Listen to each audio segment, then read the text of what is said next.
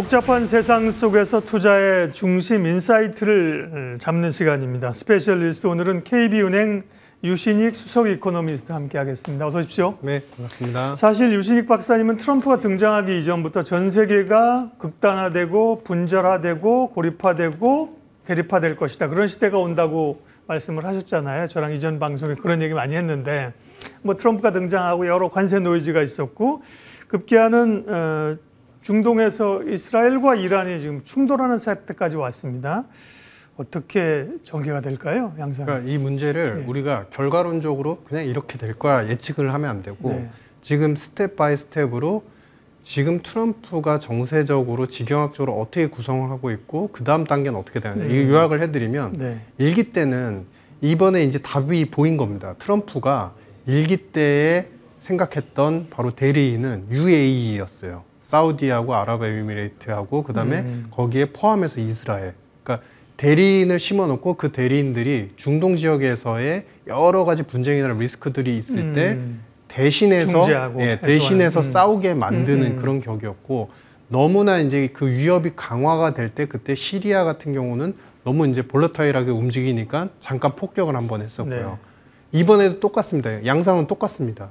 지금 대리인이 결정적으로 네타냐후하고 트럼프에 대한 갈등론이라든지 뭐 미국 말을 안 듣는다 이런 논쟁이 있었지만 결론은 뭐냐면 지금 이스라엘을 대리인으로 두고서 더 종주국으로서 두고서 이 이스라엘이 대리인격 미국을 대신해서 중동 지역에서의 전체적인 전황이나 여러 가지 지정학적인 어떤 질서를 갖다가 통제하게끔 지지를 하고 있는 상황인 것이다. 그러니까 이 얘기는 뭐냐면 한마디로 요약해드리자면 지금부터의 전후 전쟁에 대한 앞으로의 발발 전개 양상은 이스라엘에 달렸다. 지금 모든 의사결정 권한을 갖다가 줬다라고 봐도 무방합니다. 그러면 이스라엘은 여기서 전쟁을 그리고 분쟁이나 여러 가지 공격, 포격을 멈출 것이냐? 안 그러겠죠. 왜냐하면 이미 23년도 하반기에 그랬던 양상들 그리고 그 중간에 작년도에 이란의 대리인 군인들을 갖다가 모두 다 척살하면서 말살을 시키는 그런 이제 공격적 전략을 펼쳤는데 그러면 상당 기간 준비가 되었던 것이고 이란이 사실 숨죽이고 있지만 이스라엘은 계속 공격을 퍼부을 것이고 이란은 그 기간 동안에 자신들이 최적화된 무기력이나 여러 가지 군사 인력들이 많이 특히 주요 인사들 포격을 할 수 있고 전쟁에 충분한 경험이 있는 인사들이 사망을 했습니다. 그렇기 때문에 그 기간 동안에 자신의 작은 체력으로 어떻게 반격을 가할 수 있는지 아이디어를 갖다가 지금 모색하는 타이밍이겠죠. 요 구간들이 조금 질이 멸렬하게 길어질 수 있다는 점은 참고를 하셔야 될 것 같다. 이런 판단입니다. 뭐 주요 시설에 대한 폭격도 그렇지만 정말 주요 사령관이나 이런 사람들을 미사일로 저격하는 거 보면 참 이스라엘이 참 대단하고 이스라엘의 정보력이 그죠? 무작위로 쏘는 게 아니라는 걸 다시 한번 볼 수가 있었고요. 사실 이게 양상에 따라서 제일 먼저 1차적으로 건드리는 게 국제유가잖아요. 지난 금요일도 유가가 7% 이상 올랐는데 유가를 건드리면서 사실 인플레 문제를 다시 부각시킬 가능성은 어느 정도로 보고 있습니다. 그러니까 이런 거죠. 그러니까 쥐도 밟으면 꿈틀한다. 그러니까 전세적으로 봤을 때 여러 가지 징역적인 외교적인 능력으로 봤을 때 국제적인 어떤 지지도를 봤을 때 이란은 정말 약해요. 지금 굉장히 힘이 빠져 있어요. 그런데 반대로 얘기하면 이란의 입장에서 보면 사실 호르무즈 해협을 갖다 위협하는 것 거기를 봉쇄하는 것이 그들이 갖고 있는 어떻게 보면 마지노선상의 마지막 카드인데요. 그거를 또 함부로 쓰기도 힘들어요. 왜냐하면 힘이 약하다고 말씀드렸잖아요. 호르무즈 해협을 통해서 오는 여러 가지 운송을 통해 가서 오는 이제 원유 같은 경우는 중국에까지도 공급이 되거든요. 근데 사실 중국이 그나마 이란을 지지하고 있는 상황인데 그것마저도 봉쇄를 시켜가지고 중국을 갖다가 어느 정도 그 원유 관련된 쇼티지를 만들어 버린다. 그러면 사실 싫어하겠죠. 친구도 적이 될 수 있다. 그렇죠. 그런데 그래서 지금까지 오는 금융시장과 여러 가지 시나리오는 그렇기 때문에 이거는 미진한 공격으로 결국에 다 아이언돔에 의해서 이란이 공격을 하더라도 미사일들은 다 박살이 나고 이렇게 흐지부지 끝날 것이다. 근데 여기서 전제가 있습니다. 이번에 그렇게 해서 무너지게 되면 이란은 지금 바이든하고 잘 진행해서 조금씩 그나마 살아날 수 있는 경제적 제재 해제와 협력의 체제를 네. 트럼프 와서 또 6차 회담을 하면서 이 갈등을 어떻게 또 풀어야 되지? 숙제였었고, 여기서 만약에 다운이 되고 자신들의 협상력이 떨어지면요, 그냥 끝이라고 보셔도 무방합니다. 근데 이 이란의 입장에서 끌어온 이 협상은 사실은 트럼프 일기 때부터 시작이 됐던 거예요. 본격화된 거예요. 그러면 거의 10년을 끌어온 건데, 10년 끌어오다가 이스라엘한테 맞고, 이제 힘이 빠졌으니까 항복할게요. 제재 해제나 협상도 우리는 다 시키신 대로 하겠습니다. 이러할 상황은 또 그렇죠. 아니라는 것. 즉, 이 얘기는 뭐냐면, 조용조용히 넘어갈 것 같지만 그럼에도 불구하고 한 방이 분명히 존재를 할 수 있다. 시장에 주는 쇼크의 요인들은 충분히 감안하시고 가셔야 된다. 네. 이렇게 판단합니다. 맞아요. 너무 또 사실은 이전의 경험들이나 혹은 주말 사이의 상황들을 보면 교전이 일어나고 있지만 악재에 반영된 거 아니야? 이런 생각을 할 수 있는데 뭔가 또 터질 수 있는 가능성들은 우리가 생각할 수 없는 범위 내에 있을 수 있겠죠. 그죠? 그런 거를 염두에 두어야 한다는 말씀이고요. 중국의 산업 생산은 5.8% 증가, 소매 판매 6.4%. 뭐 하나만 봐서는 모르겠는데 어쨌든 생산 지표가 괜찮다는 의미인 것 같네요.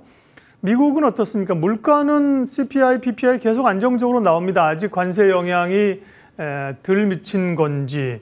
금리 인하는 지금으로 보면 올해 2차례, 9월부터 시작해서 한 2차례 정도 시장은 보는 것 같은데 박사님 생각도 비슷하세요? 조금 더 이어질 수 있습니다. 그러니까 지연이 될 수 있습니다. 왜냐하면 사실 지금 현 상황까지 놓고 본다면 파월이 우기고 있고 트럼프 불확실성 때문에 물가 다시 올라갈 거야. 그렇기 때문에 금리 인하 함부로 못해라는 입장에서도 불구하고 최근까지의 물가는 예상치를 하회하거나 예상치 범위 내에 있었어요. 근데 가장 그 포인트를 보시면 미국의 CPI에서 제일 중요한 부분이 바로 서비스업 물가인데, 서비스 물가는 주택 렌트비를 중심으로 해서 계속 안정화가 되고 있거든요. 이게 큰 반등을 보이지 않는 이상은 물가가 그렇게 튈 위험이 없었습니다. 특히나 에너지, 여기서 주목하셔야 됩니다. 에너지, 유가가 하향 안정세를 보이면서 전체 CPI에서 비중은 한 15% 내외의 비중을 차지하거든요. 그 에너지 관련된 상품들까지도 안정화되면서 사실은 물가의 전반적인 하향 안정화와 그다음에 예상치보다 오히려 더 떨어지는 현상들을 이어왔는데요. 근데 우리가 앞서도 말씀 나눈 것처럼 만약에 호르무즈 해협을 이란이 봉쇄하거나 봉쇄와 비슷한 수준으로까지 전략적인 어떤 자신의 스탠스를 내보이면 유가가 이미 반등이 나왔고 이 반등이 바로 다시 떨어지면서 하향 안정화돼 바로 떨어지는 형상이 아닐 수 있다는 거죠. 그러면 적어도 이제 6월달 CPI와 7월달 CPI, 8월달 CPI는 적어도 반등이 이어질 텐데 그 반등의 폭이 결국엔 유가의 반등 그리고 운송과 관련된 운임지수의 반등과 같이 갈 수 있다. 그래서 그런 부분을 고려하시면은 6월, 7월, 8월에 나올 미국의 CPI는 아마 그래도 이런 이란에 관련되는 이스라엘 관련된 리스크가 이제 지속된다는 전제에서는 울퉁불퉁하면서 예상치보다 높거나 살짝 상회할 가능성이 크다. 그렇기 때문에 안정적으로 가다가 9월, 12월 인하할 그림은 오히려 연말로 더 늦춰질 수 있다는 여지는 충분히 존재합니다. 네. 다음은 미중 간의 이제 관세와 관련된 협상입니다. 제네바에서 영국에서 2차 협상이 있었는데요. 결과적으로 트럼프는 잘 됐다고 하는데 그 히터를 받기로 했다. 그리고 우리 중국인 유학생들 와서 마음껏 공부해라. 뭔가 좀 이 정도 가지고 이게 끝날 상황이니까 원래 사실 반도체를 좀 풀어준다는 얘기인데 거기까지도 안 갔고 그죠. 이것도 좀 제대로 된 2차 무역 합의 도출이라기보다는 그냥 급히 좀 봉합해놓은 것 같은 느낌이 들어요. 어떻게 보세요? 트럼프 입장에서 정확히 해석을 해보면 네. 잘 된 거죠. 왜냐면은 결국에 반도체라든지 여러 가지 중국과 관련되는 차단의 수순은 지키되 네. 미국에 경제적 위협이 되거나 안보적인 일자리에 위협이 되지 않는 학생들까지는 받아주겠다. 그런데 히토리와 관련되는 공급들은 사실은 미국 입장에서 받아야 되는 거니까 받겠다. 그래서 잘 됐다라는 건데 이 잘 됐다는 게 미국 입장에서 잘 됐다는 얘기지. 그렇죠. 사실상 그동안의 여러 가지 무역 차단 수순 그다음에 일부 상품을 중심으로 한 고율 관세는 계속 지금 유지가 되고 있는데 그것들이 끝나지 않았다라는 겁니다. 즉 우리가 이제 해석하는 미중 합의가 잘 됐다라는 트럼프의 발언은 미국 입장에서 유리하게 지금 우리가 차단하고 수순적으로 중국의 핵심 산업들, 우리가 키우고자 하는 핵심 산업들이 중국에 의해서 방해되는 걸 막겠다는 부분이 잘 됐다는 거지. 우리가 제3자 입장에서 미중 협상이 잘 됐으니까 관세도 다시 되돌아가겠구나 라는 형상으로 보셔서는 안 된다. 이미 대선 캠페인에서 여러 차례 외쳤지만 미국은 중국의 제조업을 그래도 악화시키고 그럼으로 인해서 그동안 중국에게 뺏긴 일자리와 제조업의 리더십을 분명히 다시 가져오는 게 목적화하고 중국과의 교역은 차단하는 게 최종적인 목적이다. 이렇게 선언한 바 있습니다. 즉 이거는 그냥 달래기적 멘트일 뿐이지 실질적인 내용은 변함이 없다. 이렇게 판단이 됩니다. 네, 오히려 뭐 히터류가 상당한 무기가 될 수 있다라는 걸 적어도 단기적으로 확인한 것 같은 그런 느낌이어서 말씀하신 것처럼 불안감들이 여전히 남아 있어요. 예, 국내 증시 얘기하겠습니다. 새 정부 정책에 대한 기대감으로 주가가 2,930까지 거침없이 달려왔습니다. 지금은 이제 대외 압수 때문에 마침 좀 조정을 받을 타이밍인데요.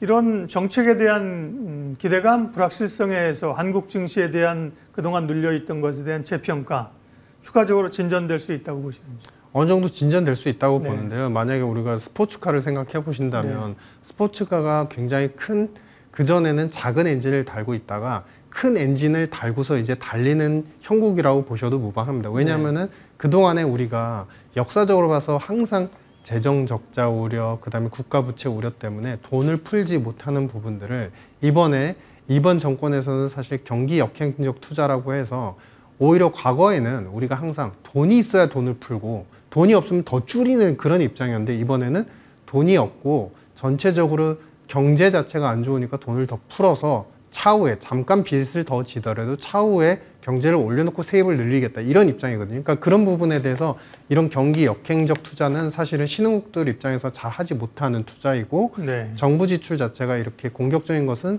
우리 입장에서 봤을 때도 상당히 모험적이기도 합니다. 근데 그 모험이 결국에는 스포츠카와 같은 큰 엔진을 얻게 하는, 그래서 동력 자체가 좀 커졌구나라는 기대를 갖게 하는 그런 요소인데요. 중요한 요소는 뭐냐면은 이렇게 증시 자체가 뜨거워지고 특히 지주사 중심으로 해서 저평가가 해소가 될 여지가 있지만 상법 개정안이 정말로 주주 친화적이고 얼마만큼의 밸류에이션에 그 도움을 줄 수 있는, 우리 시장의 프리미엄에 이제는 더 붙어야 된다라는 부분을 얼마나 확인해 주는지 그 구체적인 이제 법안 자체는 통과되고 우리가 확인하는 그 기간은 필요하다. 그 구간 동안까지는 약간은 횡보의 흐름은 볼 수 있다, 이렇게 판단이 됩니다. 말씀하시는 동안 뒤에 저희가 화면이 나갔습니다만 자본시장 관련해서는 핵심적인 게 상법 개정안이고요. 그게 실제로 동력을 가지고 되느냐가 확인해야 된다고 말씀하셨고, 그러면 그런 상법 개정안과 관련은 자본시장의 어떤 구조개혁과 새 정부가 추진하는 정책적 모멘텀이 있잖아요. 뭐 신재생이라든지 AI라든지, 그죠? 그 두 가지 중에 만약에 좀 하나를 선택해야 된다면 투자자 입장에서는 어느 쪽이 낫죠? 상법 개정안이죠. 아, 그래요? 네. 이거는 그거잖아요. 우리가 소위 얘기해서 이제 재밌는 표현을 기다리고 고 기다리던 너무 기다렸던 거잖아요. 그래서 지주사는 싸도 쌀만하니까 싼 거고 그럴만하니까 그럴만한 거야. 돈이 있어도 절대 배당 안 하잖아. 그 다음에 소각 안 하잖아. 이런 이슈가 사실은 잘못된 거였죠. 기업 구조상.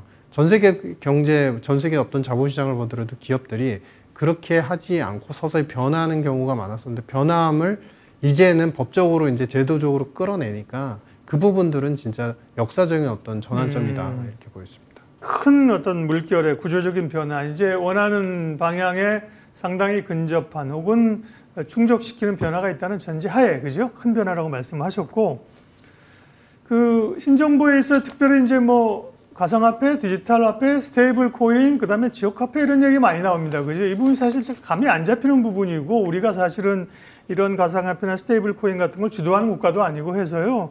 이런 부분 좀 이해도나 전략을 세울 수 있는 것 좀 알려주세요. 그러니까 두 가지 역설이 들어가 있는 겁니다. 그러니까 스테이블 코인을 갖다 확대한다는 거는 그만큼 간편 결제를 더 쉽고 간편하게 해준과 동시에 결국에는 스테이블 코인을 누구한테 결제를 하면은 결제를 받는 사람들 입장에서, 그리고 결제한 사람의 입장에서 생각해 보실게요. 전통화폐 우리가 월급이 100만 원 있어요. 근데 여기에 100만 원 플러스 스테이블 코인 10%를 더 주겠다. 발행을 해서 국가가 이제 주도가 돼서 발행을 하면은 그거는 결국에는 우리가 덤으로 얻는, 우리가 생각하는 진짜 돈은 전통 화폐이잖아요. 예. 10,000원, 20,000원짜리. 근데 코인이 발행이 되면 우리가 보너스를 받는 듯한 마치 뭐냐면 상품권을 받는 듯한 그런 이제 느낌이란 말이죠. 그러면 아무래도 소비를 할 때 고민하는 시간보다는 그래도 여기 결제가 된다고 하니까 사자. 사고 싶었던 거니까 한번 사자. 그러니까 소비의 네. 탄력성 자체를 더 높여주면서 소비가 더 많이 이루어지게 한다는 장점이 있는 거죠. 다만 단점이 하나가 있습니다. 뭐냐면 지금 결국에 결제가 되고 결제가 되면 누군가한테 수입이 되니까 그게 세수로 잡히고 그것이 세입으로 잡히면서 국가의 재정을 부강하게 만들잖아요. 근데 이 스테이블 코인은 아마도 세수에 잡히는 그 돈으로 쓰여지지 않을 겁니다. 즉 아무리 돈이 쓰여지고 그렇다 하더라도 이 스테이블 코인은 결국에 이게 세금으로서 걷어들여지고 그게 국가의 재정에 도움이 되는 경향으로까지는 연결이 안 될 가능성이 있다. 즉 이거는 어찌 보면 단순한 일차적 소비 시장을 늘리는 데는 도움이 되지만 중장기적인 입장에서 본다면 그것들이 쌓여서 국가의 재정 여력과 지출을 더 늘리게 하는 힘으로서는 한계가 있다. 오히려 세금이 좀 줄어지는 우리가 이제 그걸 갖다가 그 세금 역의 시장이라고 얘기를 하거든요. 이제 그런 마켓을 좀 더 키워줄 여지가 있다. 이런 판단입니다. 네. 그러니까 주로 스테이블 코인에 대해서 논의가 굉장히 많은데요. 지금 어쨌든 중앙은행이 주도하는 CBDC도 그렇고요. 그런 쪽으로서의 뭐 가능성들을 이제 언급을 하시고 그 영향력을 제시를 하셨습니다. 네, 오늘 얘기는 여기까지 하고요. 내일 스페셜리스트 잠깐 예고하겠습니다. 새 정부의 뭐 AI와 관련된 그 브레인이 기업체 출신의 젊은 분이 됐다고 해서 네이버도 오르고 그러는데요. AI와 관련된 새 정부의 그림들은 어떤 것들인지 관련해서 내일 강정수 블루닷 AI 연구센터장님과 이야기 나누도록 하겠습니다. 오늘 스페셜리스트는 KB은행 유신익 박사님 함께했습니다. 마치겠습니다. 고맙습니다. 네, 감사합니다.